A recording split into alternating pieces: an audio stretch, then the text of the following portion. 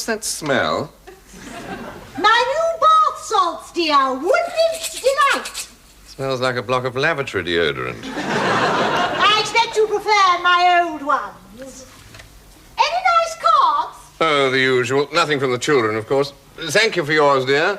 Most original. I got the idea from Blue Peter. We're £12.98 overdrawn. £12.98. Why do they bother?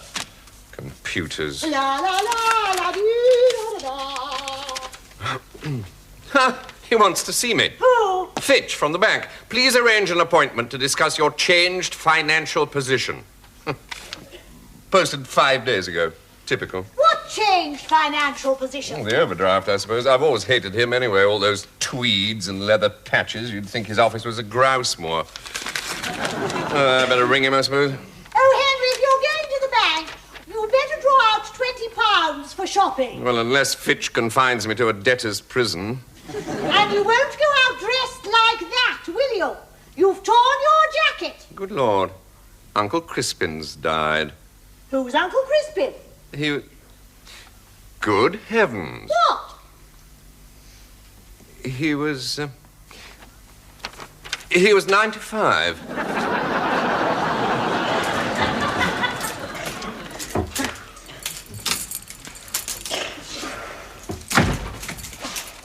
Thank you, darling. Oh, I shall forget something. I always do. Oh, that's very artistic. I like that. I've been studying displaying the dressings in my part-time, you see. Business acumen, actually. But that's dog food, Mr. Mumtaz. Why have you got so much? For Mr. Nunn's great Danish. But he's dead. Oh, great true. He was the only friend Mr. Nunn had in the world. No, Mr. Nunn's dead weeks ago. But I know this. 94 he was. 96. And what of the Mastiff? You're looking after it? Good God, no. Tom's just about had dogs in this street. We were spending a fortune on Jay's fluid. No, the RSPCA took him away. Undertakers, yes? No, the undertakers wouldn't take him. The RSPCA. It's a great relief he's gone. But he was a delicious man. Always singing. No, the dog. Monster he was, barking all night and defacing our crazy paving. He was the reason behind Tom's canine vigilante group. I'm sure he was 94. No, 96 without a shadow. Do you really think you'll sell all this now that Mr. Nunn's gone upstairs? Mrs. Stanbury has a dog. But there's so much of it. Mrs. Stanbury's got a toy poodle, hasn't she?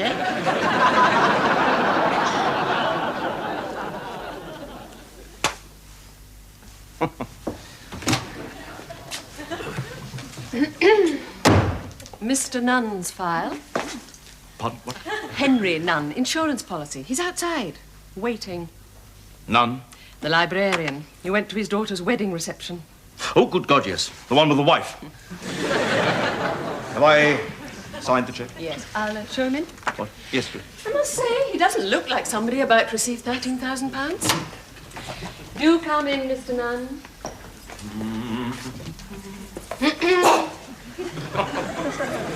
I hope you don't mind. You've torn your jacket. Thank you. Oh, do take a seat, Henry. Thank you. Well, I dare say you're pretty excited, eh? Not especially, should I be? Not about the money? Now, just a bit. Come on. It's hardly an Iranian ransom. Look, Mr. Fitch, before you go any further and say something that you may later regret, yes. Perhaps I should tell you that I have some rather good news, which I hope I may help to set your mind at rest. Uncle Crispin has died. Well, I'm so sorry. Well, so am I. Yes, very fond of him.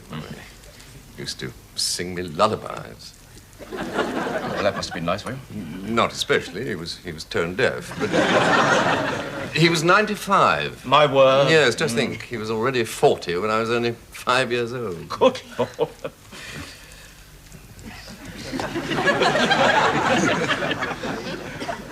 I'm so sorry. Hello, to butt in. I'm terribly sorry.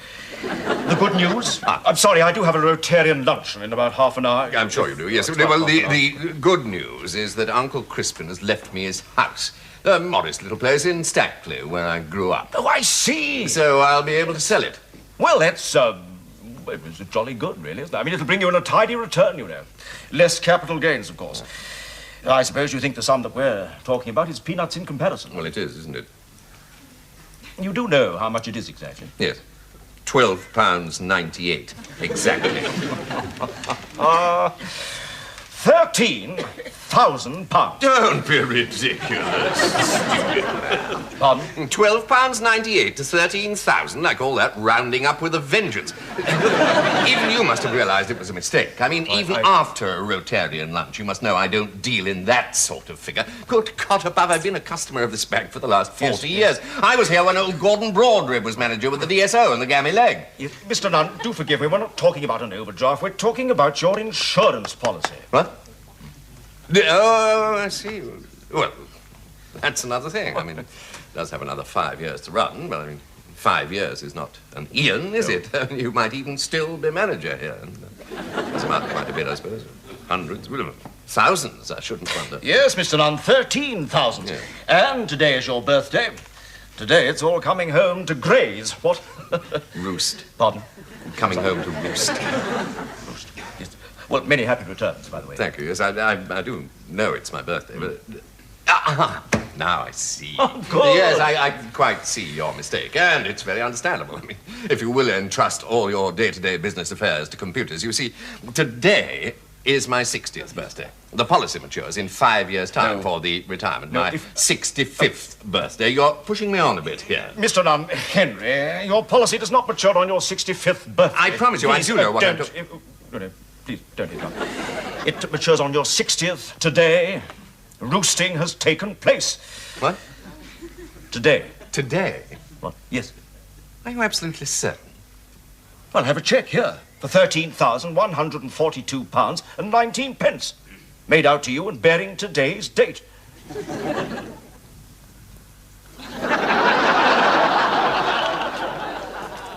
What you might try, Squire, is fish meal. Please? With the head to tail. Tip it all into a tub or something and bung on a fish meal label. I could do you a picture of a shark. Bit of glitter on it. Look great. What is fish meal? Nosh, for fish. You scatter it on the water, up come the stupid Lily and Gish gobbling away, throw 'em a line and in they come. Simple. If you throw dog meal, you catch dogfish, yes? Hey? It's joke, actually. Yeah, I was afraid of that. This, geezer, what was 94? 96. Oh, yeah, just testing you. 96? Oh, yes. Course, truth. So he was 20, 1900, 15 years more than this. He was 29 before the First World War started. Blimey. Who's got his drum now, then? He didn't have a drum. He was tone deaf. You reckon he was always singing? Entirely correct.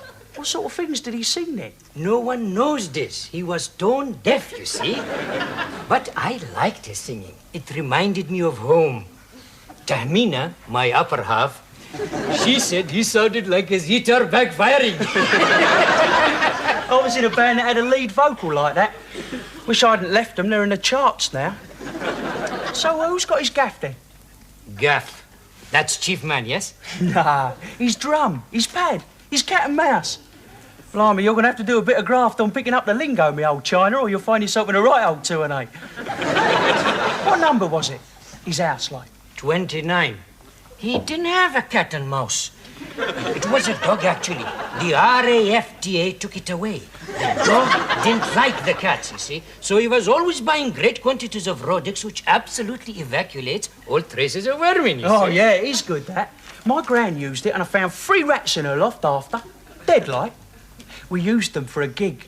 They was ace. Really creepy. Gig? With this band, with a dodgy vocal. We hung them from the end of the bass guitar by their tails and swung them out over the audience like. It was great. Till one flew off and hit some geezer in the face. He was the old Bill, drug squad. And he tried doing us all for cruelty to animals, keeping livestock without a licence and using a deceased rodent as an offensive weapon. That's what he said, straight. It was funny, because he had maroon makeup on and this spiky barnet, striped, purple and turquoise. Honestly, looked really nice. And then he started talking like Jack Warner. Well, it freaked me. So I hit him. I can't stand the fuzz. They really upset me, especially when they're all dressed up as people.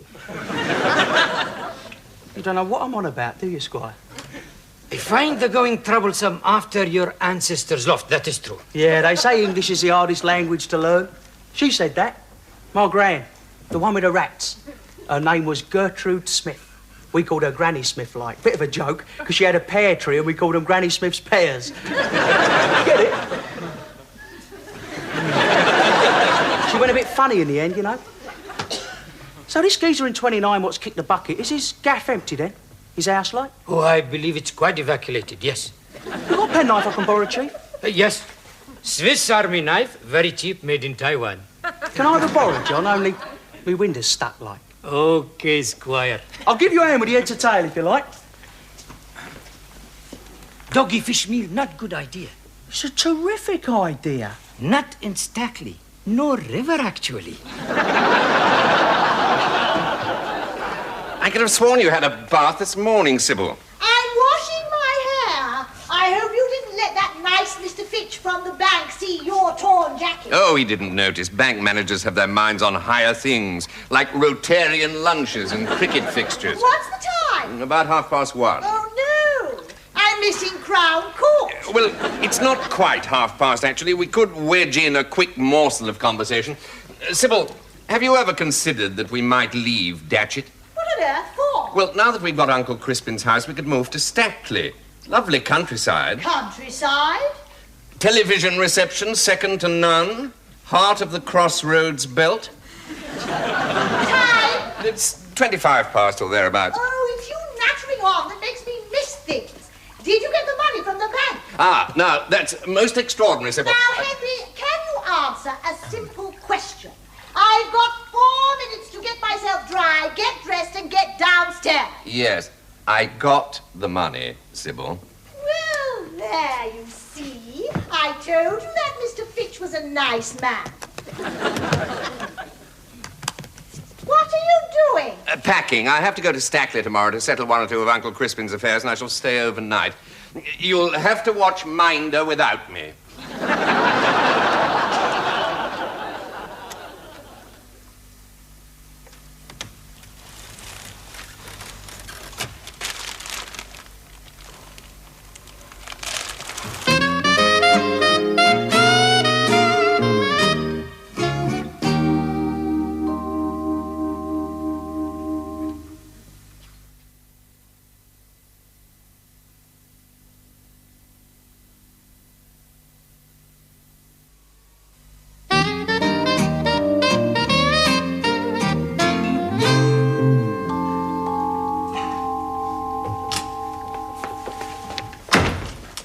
Doreen was right. I've got a bone to pick with you. See this? Don't you realise this is a K9 no-go area?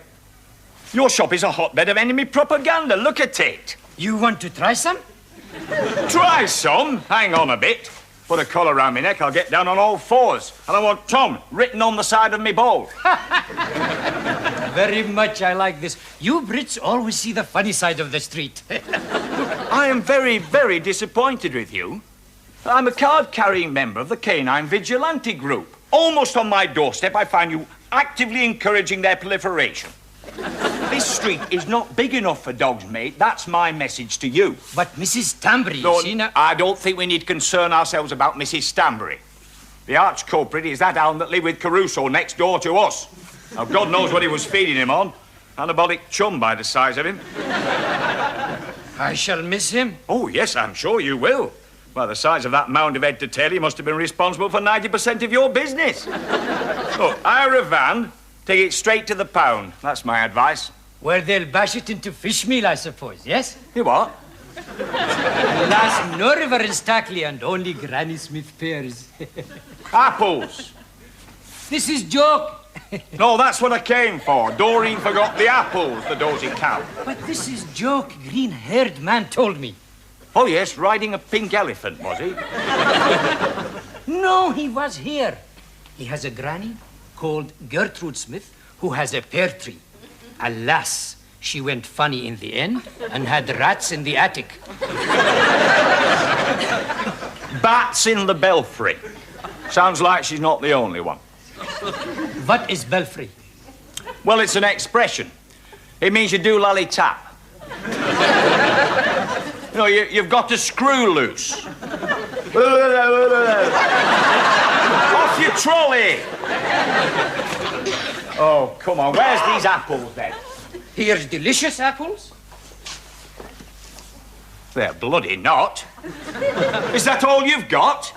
They're French. Soggy, froggy produce. Do you know what that is, lad? Oh, yes. Sunlight Supremes, Le Crisp. Very tender, 18p a pound. Nay, lad, nay. No, that's not an apple. That's an offensive weapon. It's a rod for the back of the British worker. I won't eat one of those if you paid me. Those apples should be black.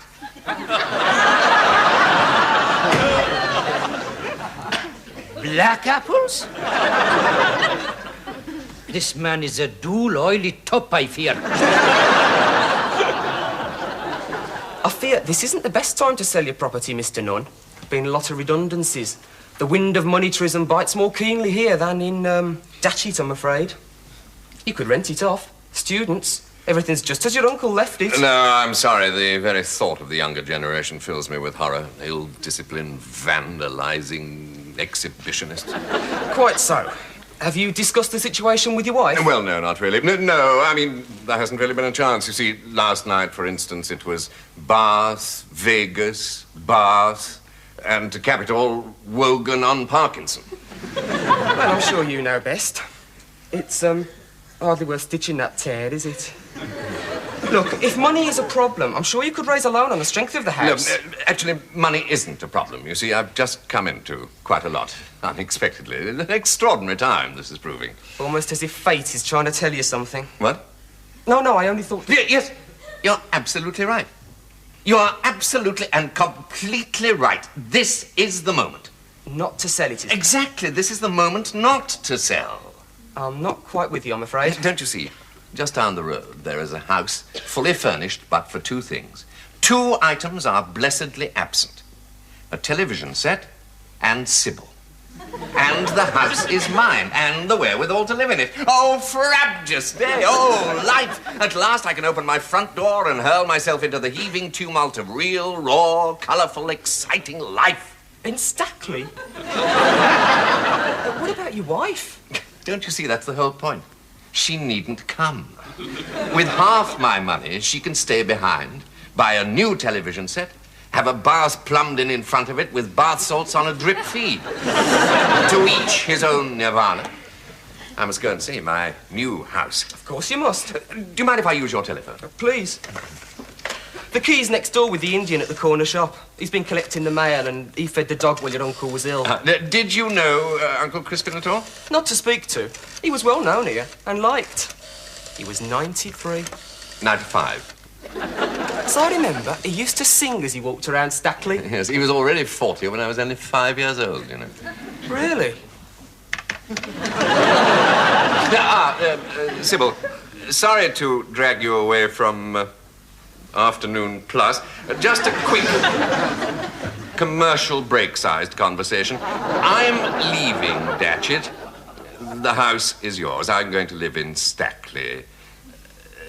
Yes, you'd be welcome to come and join me in Stackley if you like. There's £6,000 in the bank for you, but your television set would not be welcome.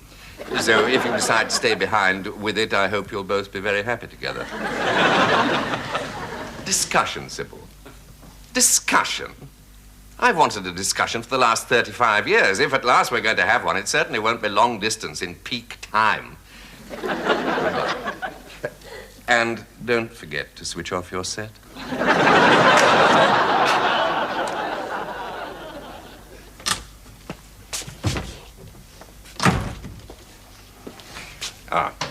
You, I take it, are the Indian gentleman. Well, of course, yes. Silly question. Otherwise, there'd be absolutely no need for you to be standing there dressed up like that, would there? I've just come from the estate agent. Excuse me for asking this, but why is your jacket torn? Why is it torn? Why? Well, that's novel at any rate. Well, I suppose the stitching's come apart and it's given up the ghost. Would that do? You want to buy some twine to make a splint? All right, I hadn't realized it had developed into a compound fracture. You did not. I do. This is how I build my business. Personal service, actually. I indemnify your particular problem and come to grapples with it. Identify, I see. Yes. Well, my greatest problem at the moment is getting into my house. Your window jammed too? It must be the heat. Alas, green person hasn't returned my knife. Green person? Oh, I see. Non-compos mentis. I get it. Oh, no. This is his Granny Smith. She had rats in the attic. Granny Smith. Apples, yes? Pears. Apples, pears. Stairs. She had mice under the stairs. Rats in the belfry. Yes, well, I think I'm enjoying this, but time presses by. My name is Nunn. N-U-N-N. Henry Nunn. And I'm the nephew of Crispin Nunn, who used to live next door at number 29. And I'm reliably informed that you have the keys to the house and any mail that may be outstanding. Do you have a grain of proof?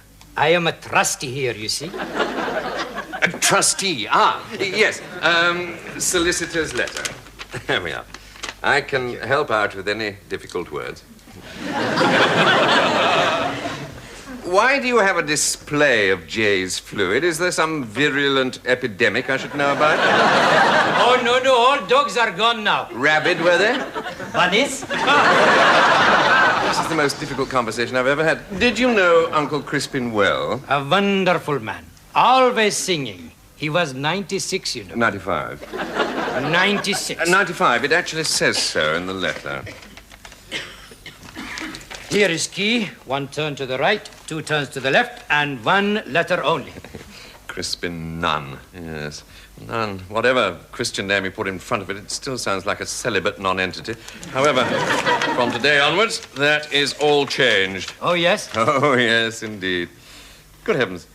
Uncle Crispin's won first prize in a competition. No use to me. But, as a reward for your being a little trustee, it shall go to you. This is very generous. What is the price? It's a year's free supply of some dog food called Head to Tail.